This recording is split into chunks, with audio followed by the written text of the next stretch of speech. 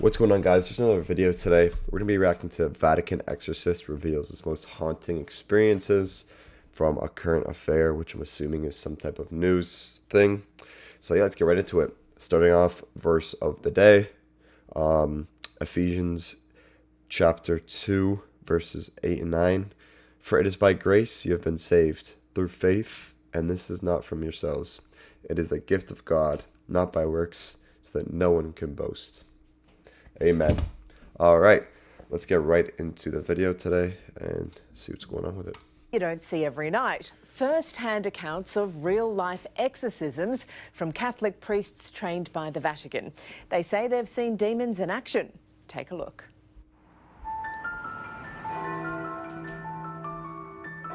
I command you, Satan, enemy of human salvation, acknowledge the justice and goodness of God the Father. A voice comes out of the living room.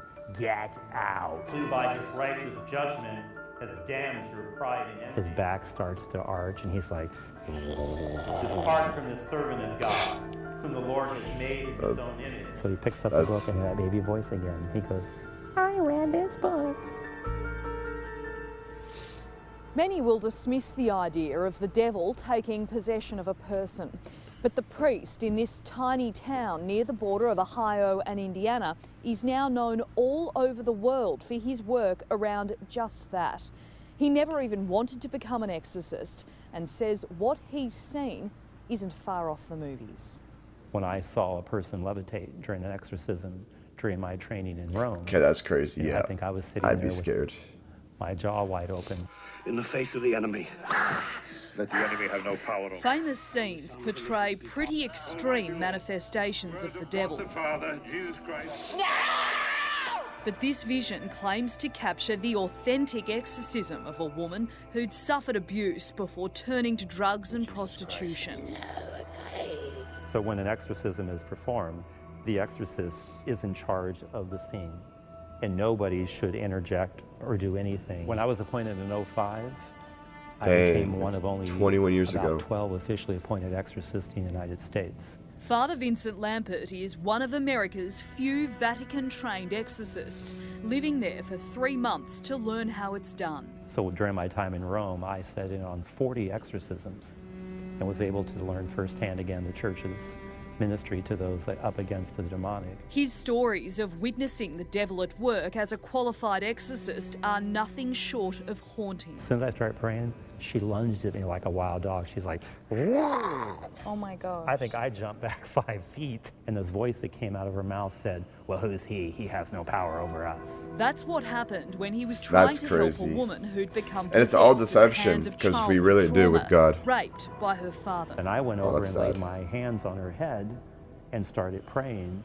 And then the demon started laughing uncontrollably at me and says, you can't get rid of us. We've been here too long and you're not strong enough. So you remember the sound? That's what the voice sounded like? Oh yeah, usually the manifestation is always, you can't get rid of us. We've been here too long.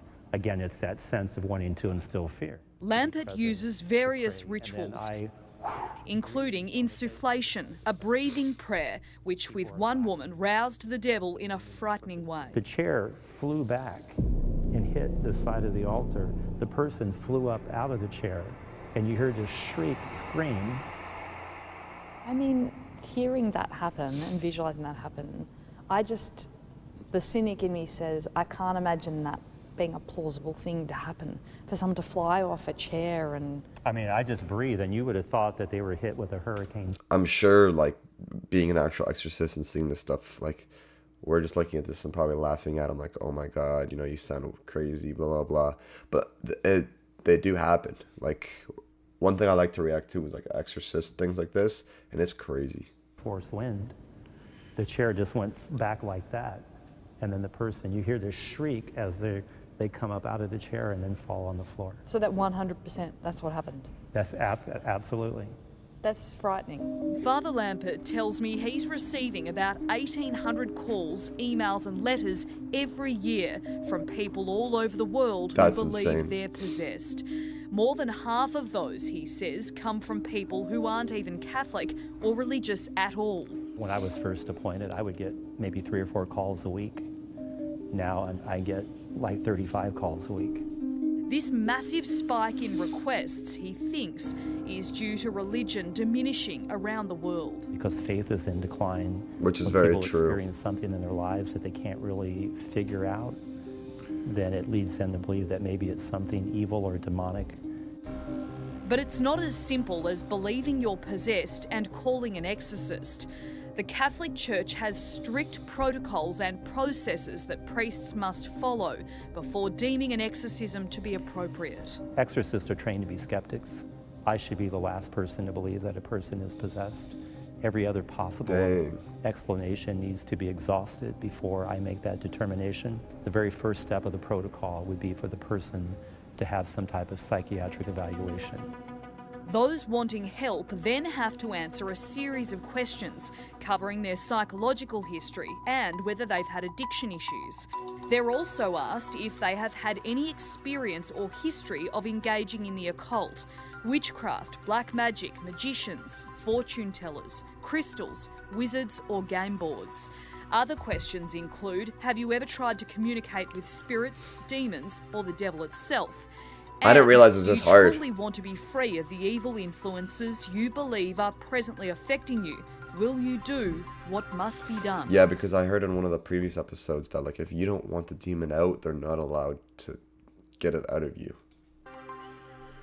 I witnessed eyes rolled in the back of the head.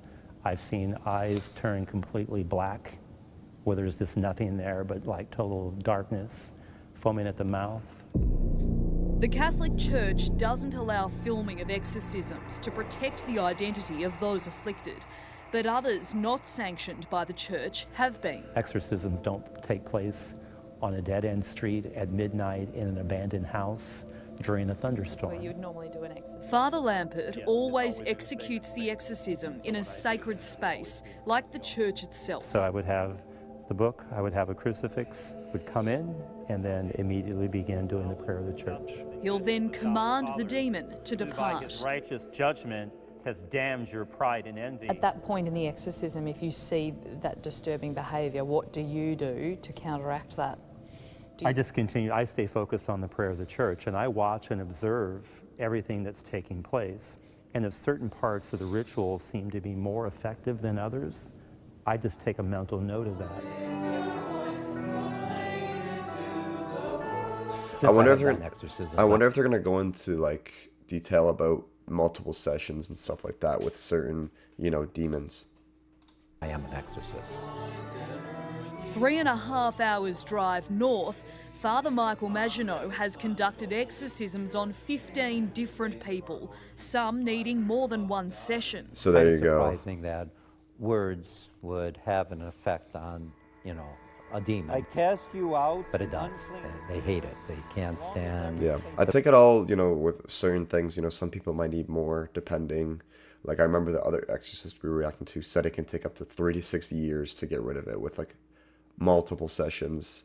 So everyone might say something different. So we gotta kind of see what more of a recurring number is. Prayers, they can't stand being condemned. Be gone and stay far away from this creature of God. Father Maginot performed his most high-profile exorcism on a mother and her 3 children who lived in a home right here in the town of Gary, south of Chicago. After making headlines as the portal to hell, the house was demolished. This is where the family believes they became possessed. What started as persistent swarms of flies on the porch transpired into strange noises at night, and ultimately the mother's 12-year-old daughter levitating above her bed. That's crazy. The last night we stayed in the house, that's when it was throwing my children around. Within months of moving into this rental home with her kids, Latoya Amons knew something wasn't right. It picked up a lamp from out of my bedroom and threw it into the living room. It was throwing chairs. They were throwing chairs. Father Maginot was called to the house to speak with the mum, finding what he believed to be several signs of demonic possession, including unexplainable footprints around the house. I went to the bathroom, I went to the kitchen, if there was a leak or something, they weren't there. They were just around her, but they were wet. and I don't remember seeing them before. During that conversation, were there any sort of key red flags that made you concerned that this was something? Took my crucifix, put it on her. She began convulsing. And then I took it off and she stopped convulsing. And I said, you are possessed. You have an aversion to holy objects. That's crazy. What's claimed to have happened here at the local hospital is disturbing and backed up by medical staff who say they witnessed it in this report. The 7-year-old son started making growling sounds while his eyes rolled back into his head. His older brother then walked up a wall backwards, flipping over his grandmother. The nurses were standing in the door and they bagged up saying, oh my God, oh my God. Hell nah. Yeah, I'm getting out of there, bro. The children's grandmother, I'm leaving the Rosa kid. Campbell, Sorry. gave police a tour through the house, which officers recorded. She saw it forming. She describes a series of I'm leaving the kid. Staying right there. And throw him into this deep freezer, head first. Like, nobody's gonna believe this, Toya. I knew it. They're gonna think everybody's crazy. And that's the lingering question. Do demons exist? And do they inhabit the souls of people around us? Absolutely. What do you say to people who don't think demons are real? There is no other explanation for certain things. The role of the church is not to impose, but to propose. So one of the reasons I like to speak out on the topic of exorcism is just to help educate people. And that's just what we what watch the these church for, actually believes education and teaches. reacting to And it, then what because people I do want to with get to that know is more about it, but up to them. I'm not touching no Ouija board for you guys, bro. I'm watching this stuff and other people can tell me their experiences. I'm gonna stay close to God. In 2014, the Catholic Church formally recognised the ancient ritual of exorcism under canon law and approved the creation of the International Association of Exorcists. Yeah, we'll keep watching those, like I said. Thank you guys for watching this video. I want to keep getting into more spirit world stuff because, not me at all, but learning about things that are true in this world, because I believe that black magic and all that stuff isn't something we're supposed to, you know, get close to and do. So I'm not going to be doing none of that. I stay with God, with my faith. And yeah, I recommend that you guys should too, because stuff can happen, but it's really cool to hear these stories. So we're just here to react and watch to them. But I thank you guys so much for watching this video. Thank you for all the support I've been getting recently. If you want to send me any videos to react to, link is Discord down below. You can just send them to the chat. And yeah, thank you guys. Peace.